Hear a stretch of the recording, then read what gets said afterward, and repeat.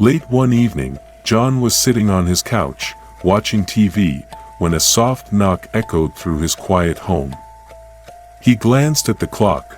It was far too late for anyone to be at his door. Confused, he stood up and made his way to the entrance, peering through the peephole. On the porch stood two children, a boy and a girl.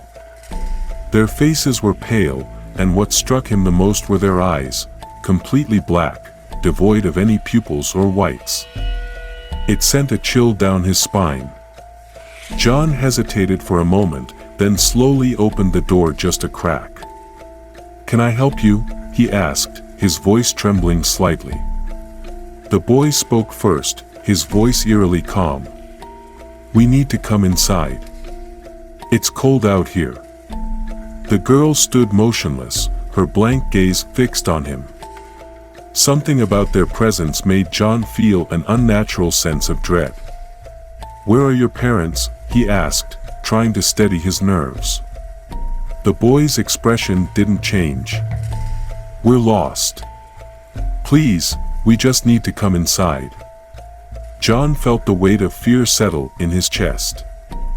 There was something wrong, deeply wrong, with the children standing before him.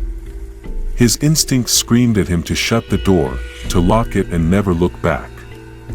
"I'm sorry," he said, his voice shaking, "but I can't let you in." For a long moment, the children stood still, not blinking, their black eyes fixed on him. The air grew thick with tension, and John's heart pounded in his chest. "We just need to come inside," the girl said, her voice soft, but with a tone that made his skin crawl. Panic surged through him. Without thinking, John slammed the door shut and quickly locked it, his hands trembling. The house fell into silence, save for the sound of his own rapid breathing. Then came the knock.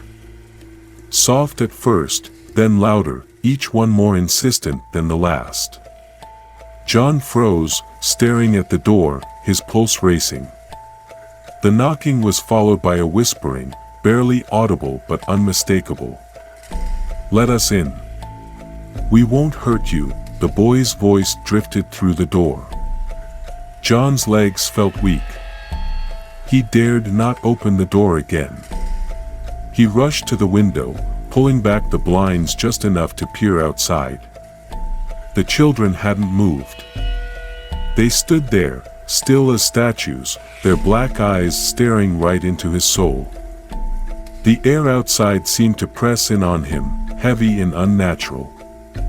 He backed away from the window, his breath shallow and panicked. He locked all the doors and windows, double-checking every lock.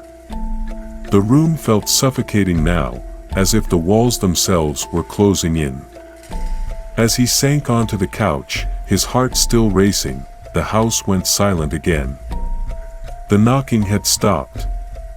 The whispers faded. But something lingered, something he couldn't shake.